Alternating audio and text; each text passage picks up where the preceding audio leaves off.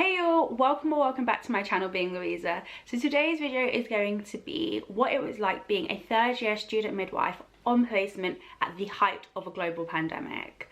Now, I originally filmed this video last year, I think last year May, I originally filmed this video and I was like, it's the same, nothing's changed. But after completing my placement, I have so much more to add to that, which is why I decided to refilm it.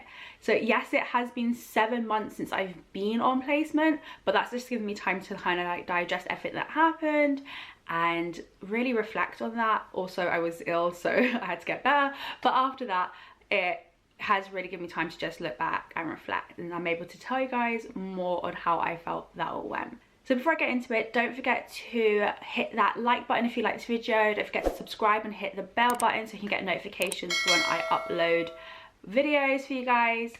And yeah.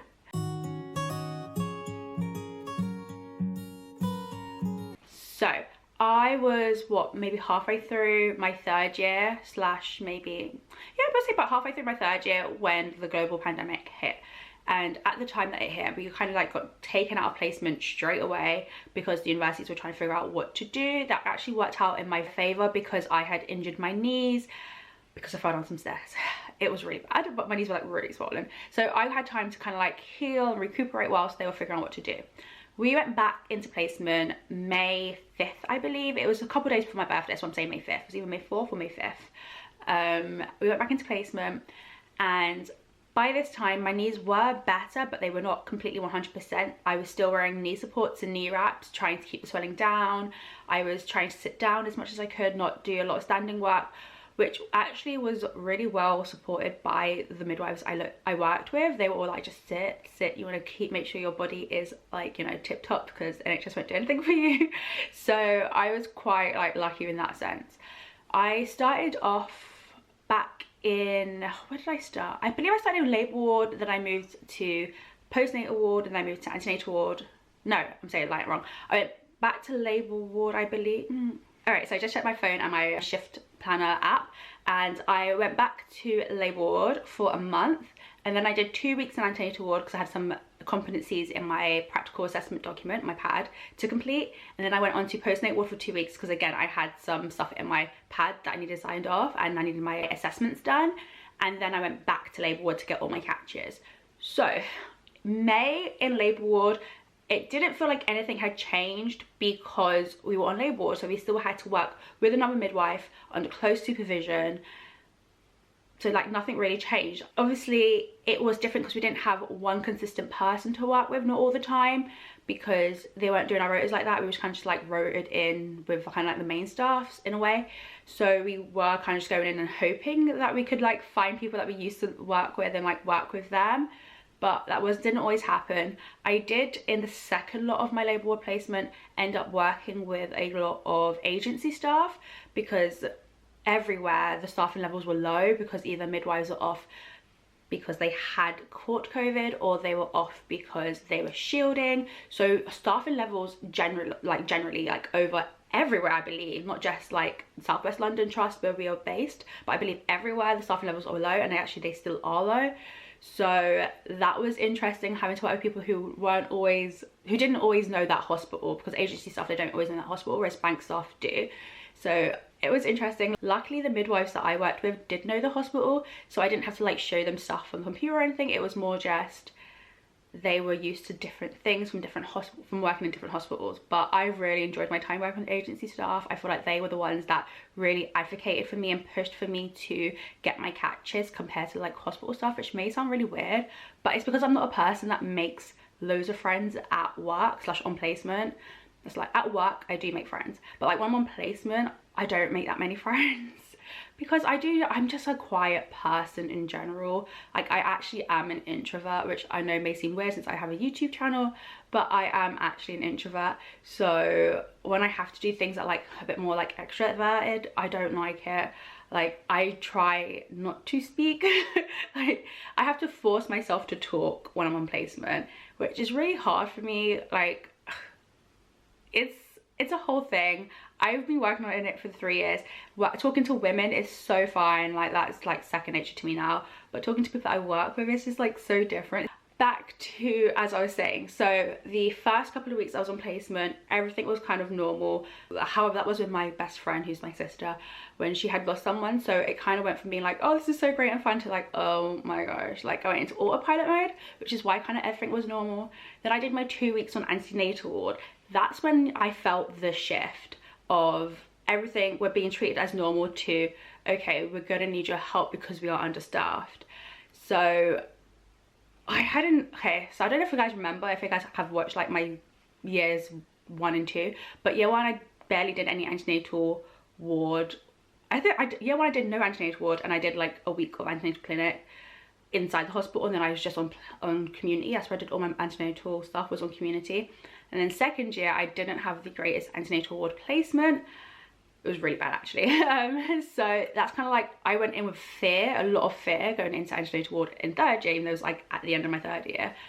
I don't know why I do know why, but I'm so glad I like talked to my best friend. She gave me a pep talk.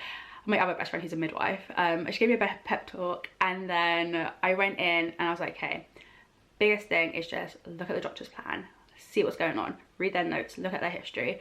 And once I kind of got that into my head, I fell into a really great routine, and I was working with some really lovely midwives in antenatal ward as well, so it really helped. And I think like the first day I was a bit like following them around, seeing what they did. By the time the second day came, I was like, had my own women, I was doing good.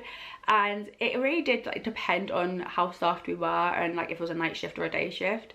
But I generally had about 3 women that I looked after, 3 to 4, it depended on what was going on, if there was loads of inductions or what type of inductions was happening, or if it was just early labourers. I tended to get the early labourers, and I had the women that were having an induction that were having a process, because I could do that induction. I didn't do any balloons or dial-a-pan inductions, but I did watch a bunch of them, so I kind of know the gist of what to do. But it was just interesting. But yeah, so I did end up having a really lovely time on antenatal ward, but I did end up also getting a bit more responsibility than I had done before. But that's a good thing, because I was in my third year, I was about to become a midwife. So I don't know if that's just because I got more responsibility because I was a third year, or because of COVID. But I feel like sometimes it was like when labour ward were understaffed, or a midwife had to go home or something, they would pull from antenatal ward, which was like hard. And I know that was a very much COVID thing, because like they count you in the numbers, and they're like, well, you have that third year student there with you, and they're basically a midwife, so you're fine. Luckily, when we had like the side rooms or overflow, it was fine. We had 2 midwives and myself, so it worked out really nice. But if it was ever like it was just 1 midwife and myself, it generally was just the 2 bays. Sometimes there was 3 bays full, and if there was 3 bays full, then it was me and 2 other midwives. So that was interesting. Like, praise the Lord that nothing scary ever happened with me like it did with some of my friends. There was like some intense times, but it wasn't as bad as theirs.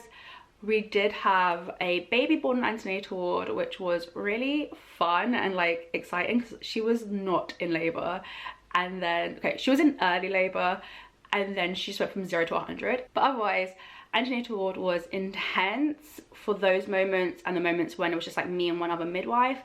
But once you get used to it, and you've made sure that you're really on top of the women that you're looking after, in the sense of, you know, their previous history, you know, their medical history, you kind of know the plan for what's supposed to be happening and why they're here, it works really fine, and it wasn't that intense. Then when I did my 2 weeks on postnatal ward, it's so funny, because in first year I disliked postnatal ward because I was spoiled with doing community placement and doing so many weeks of community placement, and like being able to go to do home visits, which is my absolute favorite for postnatal checks. So I was so spoiled getting to do home visits in first year that when I went to postnatal ward, I did not like it. And then a couple months later, I was in second year, and I ended up loving postnatal ward. It was really weird. So postnatal ward in third year, again, I absolutely loved. I'd done it like a couple months prior anyway to coming back during COVID. And when I came back, let me just tell you, I don't know if it's because I'm just like, I was a third year, or I was like really like postnatal ward, but I went from like having to prove myself. I went from like having 1 or 2 women for myself to having like 4 straight away. And then some nights that I would have like a whole bay full. Some nights I would have like 2 bays full. So this is how it went. When I was on night shifts, I ended up having about 4 women, or I'd have a bay and a side room. And then on day shifts, I would have 4 to 6 women. I remember one day I actually had 6 women, and it wasn't until like the end of the day when I discharged like half of them, I was like, I just looked after 6 women, okay. And I did not mess up obs. I did all the obs correctly on each baby and each woman, and I did everything right. I was like, and I did all my drug rounds. I was like, that's so good. It was such like a proud moment of mine. But yeah, so definitely postnatal ward. That's why I felt it most, like the effects of working during a pandemic, because they were short staffed there as well, and so we'll just have more. So it was funny because so they would be short staffed, however they would have loads of students. So it was like 3rd years and 18-month girls. So it was like you'd have 2 midwives and then 3 students. And they're like, there's more students than midwives. So we ended up like taking our own women and kind of just working like that. Sometimes there'll be 1 midwife but 2 students, so that would work out as well. When I was working, we would split up the board kind of evenly because it just kind of worked that way, and it was fun, and it wasn't really challenging for me because I'm used to having quite a bit of responsibility within postnatal ward. What was interesting was doing drug rounds, because I was trying so hard to kind of like know what's what, making sure that I knew the correct, like making sure I could work out the correct amount. Even though like there was a midwife with me, I was trying to challenge myself so that I could get better at medicines management, because that's something that I needed to get better at. But yeah, and I got to see them do IVs. They let me make up IVs, as long obviously under supervision. They were watching me do it. They had placed everything on the trays, or sometimes on night shifts they would test me and make me get everything I needed to get and then give it to them for them to make up. And so it was really good kind of like knowing my way around IVs and stuff like that. I know other students aren't allowed to go near IVs or aren't involved in like watching them make up IVs, so that was really good for me and my learning. And that kind of happened because we were kind of understaffed, so sometimes they'd be like, can you go get that for me whilst I do this? And I'd go get them their medication that needs to give to the women, and I'd bring it to them, and they would have finished doing what they needed to do, and it would kind of worked out that way. We were helping each other out. So yeah, that was really good for me and it was interesting. And then when I went back onto labour ward / birth centre for my last little labour bit of placement to get my catches, that's kind of also when I felt the change. And I don't know if that was because of COVID or what, but because there was less midwives, but there was still the same amount of 3rd years that needed catches. It was intense. Like sometimes there'll be as many students there as there were midwives, and it's like, we can't do this. Some people had to go to other places. It was just intense. Like it got to a point where it was like kind of cutthroat. But I'm going to talk more about that in my journey to 40 catches video, because there is a lot of tea in that I will be spilling then. But every hospital is different. So some people had COVID wings, like some people have COVID corridors, some people have COVID like side rooms.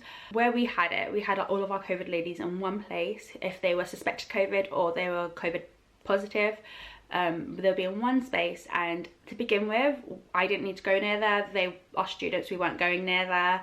However, during like kind of near to the end of my placement, I did end up having women who were like maybe COVID, maybe some other infection, and we did have to wear full PPE to go in there. However, it wasn't that bad to begin with because there were still quite a few midwives. But when there were less and less midwives, that's when we had to kind of go wherever our midwife was going. And if that ended up being where the COVID patients were, that's where we had to go.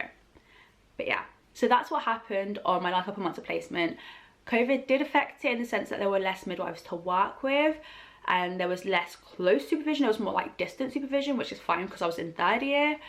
But otherwise, COVID didn't really affect it that much. So yeah, I hope you guys have enjoyed this video, and like always, keep on being you. If you like this video, give it a thumbs up, comment down below with any questions or suggestions, and don't forget to subscribe to get weekly updates. Bye you.